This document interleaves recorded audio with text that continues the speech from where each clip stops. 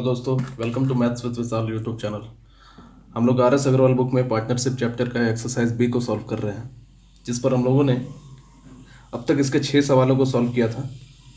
और चलिए अब हम लोग इसके आगे के सवालों को देखते हैं। Question number 7। आज का वीडियो बहुत इंपॉर्टेंट होने वाला है, क्योंकि अभी से लगातार क्वेश्चन नंबर 7 से क्वेश्चन नंबर 11 तक बहुत ही इंपॉर्टेंट सवाल है। और मुझे ऐसा लगता है कि यूट्यूब में शायद ये सारे सवालों का जवाब आप लोगों को मिलेगा, लेकिन बहुत कन्फ्यूज़न तरीके से बताया गया है, क्योंकि मैंने भी देखा है। और अगर बुकलेट में आप इसका इन सवालों का क्वेश्चन नंबर 7 से लेकर 11 तक बुकलेट में अगर देखोगे इनका सॉल्यूशन, तब भी आप लोगों को शायद कुछ ना समझ में आए।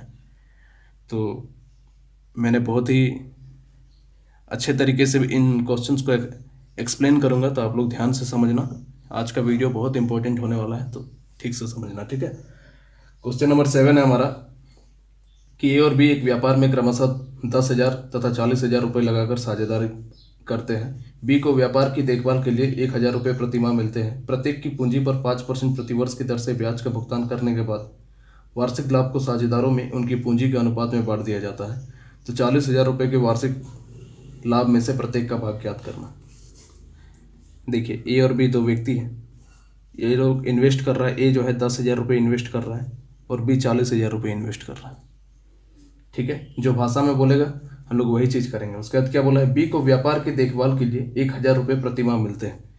अब बी को जो है देखरेख के लिए 1,000 रुपये प्रति माह मिलता है, ठीक है। ये देखरेख के लिए, किसके लिए? देखरेख के लिए।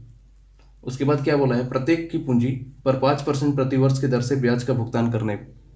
प्रत्येक की पूंजी पर 5% का ब्याज का भुगतान कर रहा है। तो इसका पूंजी 10,000 है, इसका 5% कितना होगा? 10,000 का 10% 1,000, तो 5% कितना होगा? 500 रुपया। तो ये 500 रुपया का ब्याज का भुगतान करेगा, और बी भी अपना पूंजी का 5% ब्याज का भुगतान करेगा। तो इसका 10% कितना होगा? 4,000। तो 5% कितना होगा? 2,000। तो 2,000 रुपये ये जो है ब्याज का भुगतान करेगा। ए 500 रुपये का भुगतान करेगा और बी 2,000 रुपये का भुगतान करेगा, ठीक है। उसके बाद क्या बोला है कि वार्षिक लाभ को साझेदारों में उनकी पूंजी के अनुपात में बांट दिया जाता है।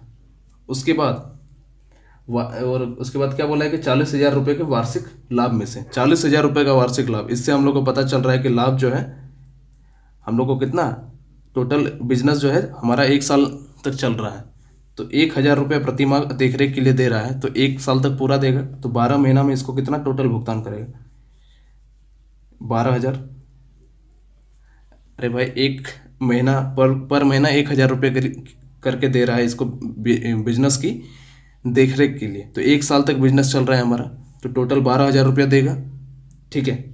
अब देखिए, 40,000 रुपये का टोटल इसका प्रॉफिट है। इसमें से 12,000 रुपये तो दे दिया बी को, ठीक है, देखरेख के लिए। उसके बाद 2,000 और 500 रुपये ब्याज का भुगतान कर दिया, यानी कि 2,500 रुपया। और यहाँ 12,000 होगा ना जी, 12,000, हाँ ठीक। 12,000 और 2,500 रुपये देखरेख के लिए दे रहा है। तो जो 12,000 रुपये का जो दे रहा है देखरेख के लिए और 2,500 रुपये ब्याज दे रहा है, तो टोटल लाभ में से हम लोग घटा देंगे, घटाना पड़ेगा ना। 0 0, 10 में से 5 गया तो 5, 9 बन गया, 9 में से 4 जाएगा तो 5, और 3 में से 1 जाएगा तो 2, यानी कि 22,500 रुपया शेष राशि बोला है बचेगा। और लास्ट में क्या बोला है कि वार्षिक लाभ को साझेदारों में उनकी पूंजी के अनुपात में बांट दिया जाता है। तो इनका पूंजी का अनुपात क्या हो जाएगा? 1,000 और 4,000, यही हो जाएगा इनका पूंजी का अनुपात। पॉसिबल है जितना काटो, 1:4 आया पूंजी का अनुपात। तो ये 5 यूनिट का मान हमारा इसके बराबर हो जाएगा, क्योंकि पूंजी का अनुपात में बांट रहा है लाभ को, ठीक है। 500 के बराबर 1 यूनिट का मान कितना हो जाएगा? 5 × 5 = 25, 5 × 5 = 5100 रुपये। तो बोला है प्रत्येक का भाग कितना होगा। तो एक का भाग क्या है? 1 यूनिट ही है। तो 5100 तो हुआ, और 500 रुपये और ब्याज का भुगतान दे रहा है, वो भी तो जोड़ना पड़ेगा। तो 1 का भाग कितना हो जाएगा? 5100 + 500 हमारा 5600 रुपये। इसी तरह 1 यूनिट का मान हमारा कितना है? 5100 है। तो 4 यूनिट, बी का भाग जानना है, तो 4 यूनिट का मान कितना हो जाएगा? 5100 × 4, 0 0, 4 × 4, 5 × 20, ठीक है। और ये हुआ 20,400 हुआ, लेकिन 12,000 रुपये और इसको दे रहा है क्या चीज़ में? देखरेख के लिए। और फिर 2,000 रुपये दे रहा है इसको ब्याज के रूप में, तो वो जोड़ना पड़ेगा दोनों को। तो बी का टोटल भाग कितना हो जाएगा, 0, 4, 2 और 2 4, यानी कि 34,400 रुपये। ये क्या हो गया, बी का भाग, यानी कि ए का भाग आ गया 5600 रुपये और बी का भाग आ गया 34,400 रुपये। ये हो जाएगा हमारा आंसर। ठीक है, बहुत इंपॉर्टेंट सवाल था, बहुत अच्छे तरीके से मैंने डिस्कस किया। अब देखिए अगला क्वेश्चन देखते हैं, क्वेश्चन नंबर 8। क्वेश्चन नंबर 8 है, ए तथा बी मिलकर एक व्यापार आरंभ करते हैं। ए और बी मिलकर एक व्यापार आरंभ करता है। ए अकेले ही 45 लाख रुपए, ठीक है, 45 लाख नहीं है, 4,50,000, 4,50,000 रुपए की कुल पूंजी इस शर्त पर लगाता है। क्वेश्चन पढ़ते हुए हम सॉल्व कर रहे हैं, ठीक है, कि 4,50,000 रुपए की कुल पूंजी इस शर्त पर लगाता है कि आधी पूंजी पर बी, तो इसका आधा पूंजी क्या होगा, 4,50,000 लगा रहा है तो इसका आधा पूंजी हो जाएगा हमारा 4,50,000 का आधा कितना होगा, 2,25,000 रुपये। 4,50,000 का आधा 2,25,000 होगा। उसके बाद क्या बोला है, बी उसे 10% वार्षिक दर से ब्याज देगा। ठीक है, 10% इसका क्या होगा, वही बोला ना, आधी पूंजी पर बी उसे 10% वार्षिक दर से ब्याज देगा। तो इसका आधा पूंजी ये है, इसका 10% कितना हो जाएगा, 22,500 रुपये होगा। तो ये ब्याज देगा बी। ठीक है, जो भाषा में बोला है हम लोग वही चीज़ कर रहे हैं, ध्यान से समझना। उसके बाद क्या बोला है, तथा लाभ को दोनों में बराबर बांट लिया जाता है। अब प्रॉफिट को दोनों में बराबर बांट लिया जाता है, तो हम लोग लाभ तो दिया नहीं है क्वेश्चन में, तो हम लोग 2x मान लेते हैं टोटल लाभ। तो लाभ इसको भी x मिलेगा, इसको भी x मिलेगा, ये प्रॉफिट हो गया इन लोगों का। अब आप लोगों का सवाल हो सकता है कि लाभ को हम लोग 2x ही क्यों माने, x क्यों नहीं माने। तो x भी मानेंगे तो बनेगा, लेकिन हम लोग को क्या मानना पड़ेगा, तब आधा आधा बांटेंगे तो x/2 और x/2 मानना पड़ेगा।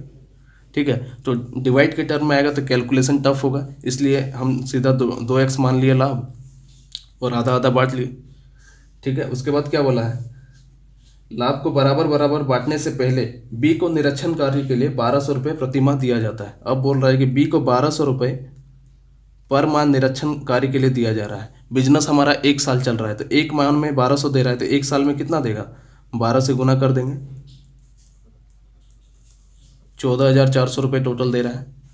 अब देखो ये लाभ जो है, बी का लाभ है, इसमें से 14,400 रुपये ये, और इसको क्या मिलेगा, 1,200 रुपये देखने के लिए मिलेगा ना जी।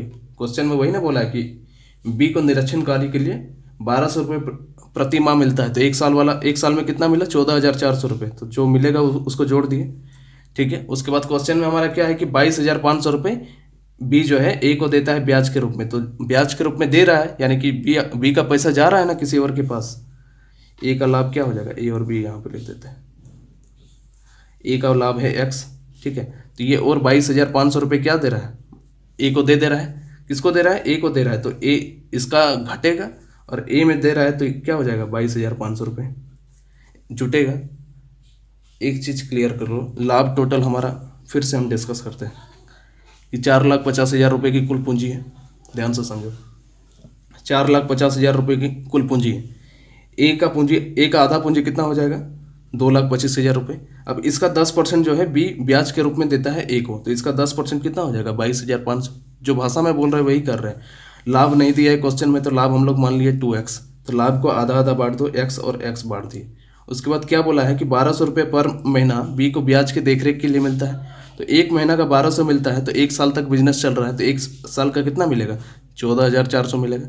ठीक है, तो लाभ तो इसको x मिलता ही है, प्लस इसको क्या मिल रहा है, ये एक्स्ट्रा मिल रहा है 14,400 बिजनेस को देखने के लिए। ठीक है, अब ये इसका टोटल हो गया पूंजी, और इसमें से क्या कर रहा है कि 22,500 रुपये जो स्टार्टिंग में ही बोला है कि ए को इसको देना भी ना पड़ेगा, तो जो दे रहा है इसलिए हम लोग घटा रहे हैं, और किसको दे रहा है, ए को दे रहा है, यानी कि ए उससे पूंजी ले रहा है, इसलिए 22,500 हम लोग जोड़ दिए। ठीक है, और उसके बाद लास्ट में फाइनल एक लैंग्वेज बोल दिया है कि यदि वर्ष के अंत में बी की आय ए की आय से आधी हो। देखो ये बी की आय है, ये ए की आय है, और बी की आय जो है ए की आय की आधी है, तो आधी करने के लिए 2 से डिवाइड कर दिए। ठीक है, बराबर का साइन दे दो। यही बोला, ए की जो आय, बी की जो आय है ए की आय की आधी है, तो ए का आय हमारा ऊपर वाला आया, इसको आधा करने के लिए 2 से भाग दे दिए। ठीक है, अब सॉल्व कर दीजिए, x प्लस 22,500 बराबर 2 इंटू एक्स प्लस 14,400 से जब 22,500 घटाएंगे तो क्या आएगा, -8100। ठीक है, सॉल्व कर लेना, 2x माइनस 0 0 2 8 दूना 16, x प्लस 22,500, इसको उधर ले जाते हैं इस एक्स को, तो एक्स, और ये 22,500 प्लस 16,200 जोड़ दो, 0 0 5 और 2 7 6 और 2 8 38,700 आया। लेकिन हम लोगों से क्या पूछा है कि कुल वार्षिक लाभ क्या होगा, तो कुल वार्षिक लाभ हम लोग कितना माने 2x, तो 2x का मान कितना हो जाएगा 38,700 गुने 2, जब हम लोग गुना कर देंगे तो कितना आ जाएगा 91800, ये हो जाएगा हमारा आंसर। ठीक है, अगला क्वेश्चन देखते हैं, क्वेश्चन नंबर 9। क्वेश्चन नंबर 9 है कि ए बी और सी एक व्यापार में क्रमशः क्रमशः 12,000। टाइम की कमी है इसलिए हम क्वेश्चन पढ़ते हुए सॉल्व करवा रहे हैं। और सी क्या है 18,000 रुपये निवेश कर रहा है। उसके बाद क्या बोला है कि व्यापार का प्रबंध देखने के लिए ए को वार्षिक लाभ का 25% दिया जाता है। तो हम लोग टोटल लाभ मान लेते हैं, लाभ बराबर हम लोग टोटल लाभ 100% मान लेते हैं।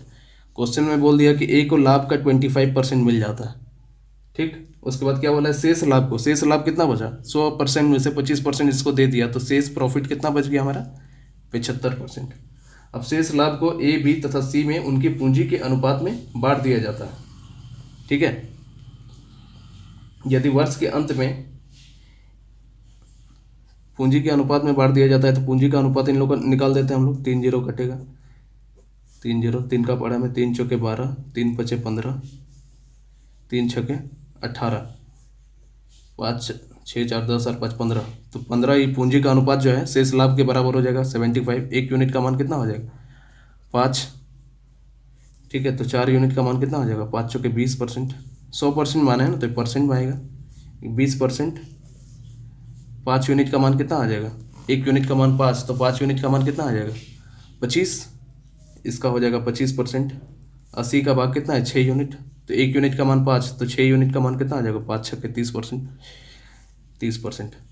अब देखो ए को टोटल कितना मिल रहा है प्रॉफिट, पहले तो 25% मिल ही रहा है, फिर 20% मिल रहा है, तो कितना हो गया टोटल 45%।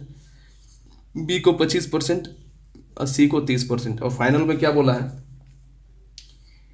अंत में ए को बी तथा सी से मिलने वाली राशि से, तो बी को टोटल 45%, ए को टोटल 45% मिल रहा है, और बी और सी को टोटल कितना मिल रहा है 55% मिल रहा है। और क्या बोला है कि ए को बी तथा सी से मिलने वाली राशियों से 1,000 रुपये कम मिलता है, लेकिन यहाँ परसेंटेज से देखा जाए तो कितना कम मिल रहा है 10% मिल रहा है कम, तो 10% का वैल्यू हमारा कितना हो जाएगा 1,000 के बराबर हो जाएगा। 1% का मान कितना हो जाएगा 100 के बराबर हो जाएगा। हम लोगों से पूछा है उस वर्ष का लाभ ज्ञात कीजिए, तो लाभ हम लोग कितना माने 100% माने, तो 100% का वैल्यू कितना हो जाएगा 100 गुने 100, यानी कि 10,000 हो जाएगा हमारा आंसर। एक सिंपल सा सवाल था ये। ठीक है।